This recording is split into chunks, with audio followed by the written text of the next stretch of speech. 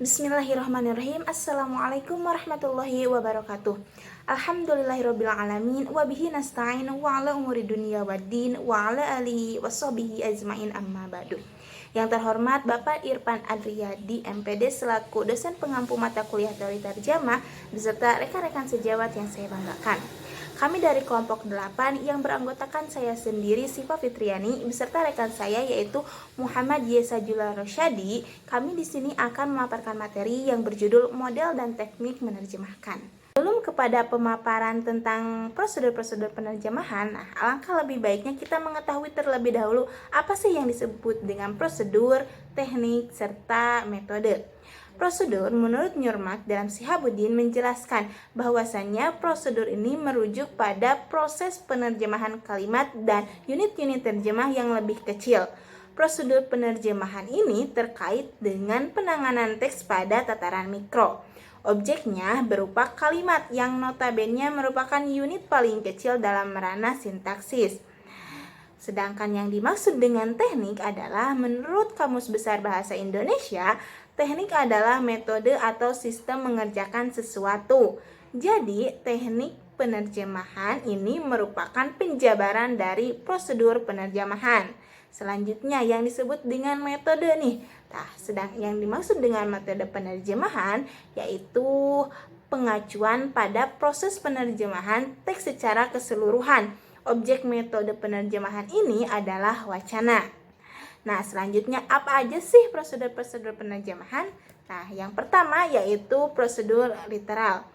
Biasanya prosedur ini ditetapkan jika makna bahasa sumber memiliki kemiripan dengan makna bahasa target atau relatif mendekati.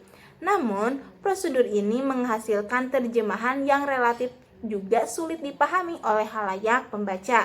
Seperti contohnya nih, prosedur yang biasa digunakan dalam terjemahan Al-Quran, termasuk Al-Quran dan terjemahan yang diterbitkan oleh Departemen Agama.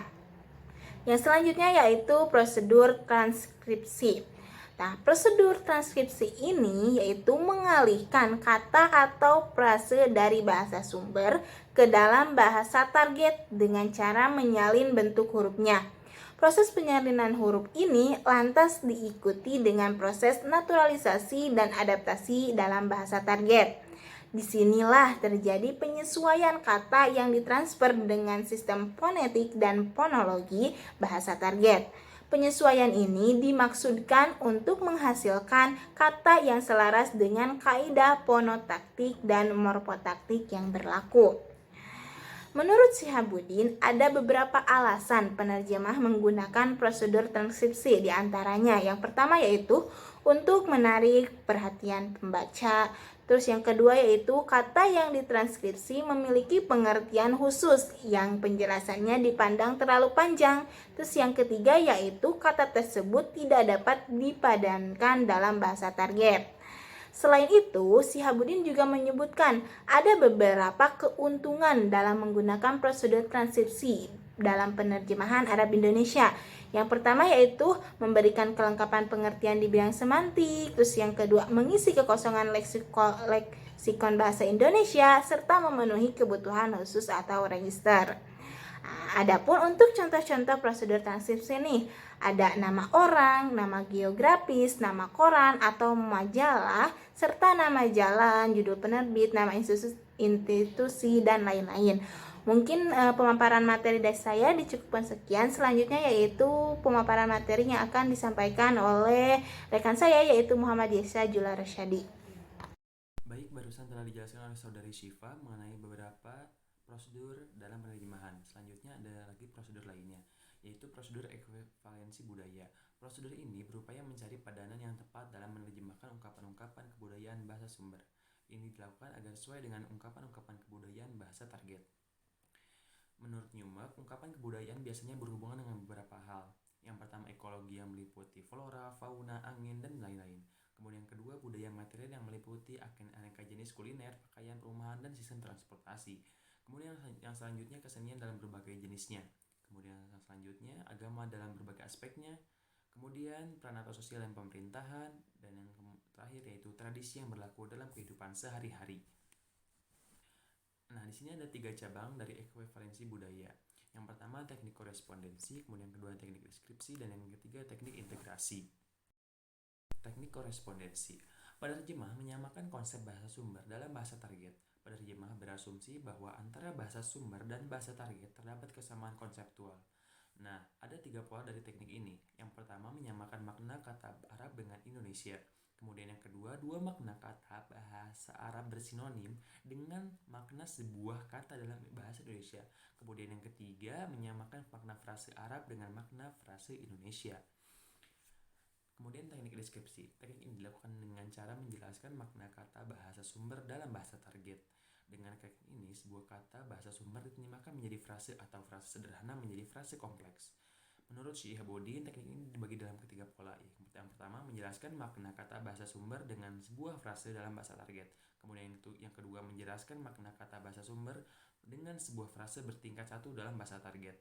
Kemudian yang ketiga, yaitu menyamakan sebuah kata dengan kata lain dalam bahasa sumber. Kemudian yang selanjutnya, teknik integrasi. Teknik ini merupakan cara penerjemahan kata atau istilah dengan menggunakan dua teknik dalam mereproduksi makna bahasa sumber dalam bahasa target. Pemakaian teknik ini dimaksudkan supaya makna yang terdapat dalam bahasa sumber menjadi lebih jelas dan mudah dipahami oleh pembaca bahasa target. Nah, dalam prakteknya biasanya digunakan teknik deskripsi sebagai cara yang pokok, sementara teknik lainnya sebagai tambahan atau pelengkap. Nah, melalui teknik integrasi ini, penerjemah mendeskripsikan frase dengan frase. Kemudian, prosedur modulasi. Istilah modulasi awalnya ditemukan oleh Vinay dan Derbanet untuk menunjukkan variasi dalam strategi penerjemahan, perubahan, atau pergeseran sudut pandang. Tidak jarang modulasi berupa pergeseran kategori pemikiran seperti pergeseran dari abstrak menjadi konkret, sebab menjadi akibat, aktif menjadi pasif, ruang menjadi waktu, jamak menjadi tunggal, atau sebaliknya, verba menjadi nominal, dan semacamnya. Terdapat dua jenis modulasi, yakni modulasi yang bersifat wajib dan modulasi yang bersifat bebas. Yang pertama, merujuk pada perubahan yang harus dilakukan sebagai akibat tidak adanya padanan atas suatu struktur, kata, frase, atau hanya sebagian makna saja yang dapat diungkapkan dalam bahasa target. Kemudian yang kedua, mengacu pada strategi penerjemahan yang dilakukan karena alasan non-linguistik, seperti untuk kepentingan menjelaskan makna. Kemudian yang selanjutnya, prosedur transposisi. Transposisi sebagaimana dikemukakan oleh Newmark merupakan prosedur penerjemahan yang dilakukan dengan mengubah aspek gramatikal bahasa sumber ke dalam bahasa target. Penggunaan prosedur transposisi akan melahirkan perubahan fungsi sintaksis dan kategori kata dari bahasa sumber ke dalam bahasa target. Seperti diketahui dalam bahasa Indonesia, fungsi-fungsi sintaksis meliputi subjek, predikat, objek, pelengkap, dan keterangan. Sedangkan kategori kata terdiri atas nomina, verba, adjektiva, pronomina, kata serana, dan numeralia. Nah, prosedur transposisi ini terbagi dalam 6 jenis teknik penerjemahan. Yang pertama yaitu teknik transfer, yang kedua teknik transmutasi, yang ketiga teknik reduksi, kemudian yang keempat teknik ekspansi, kemudian yang kelima teknik eksplanasi, dan yang terakhir adalah teknik substitusi. Nah, itu mungkin saja yang dapat kami sampaikan. Mohon maaf atas segala kekurangan dalam penyampaian materi ini. Semoga apa yang telah kami sampaikan ini dapat menjadi manfaat bagi teman-teman semua.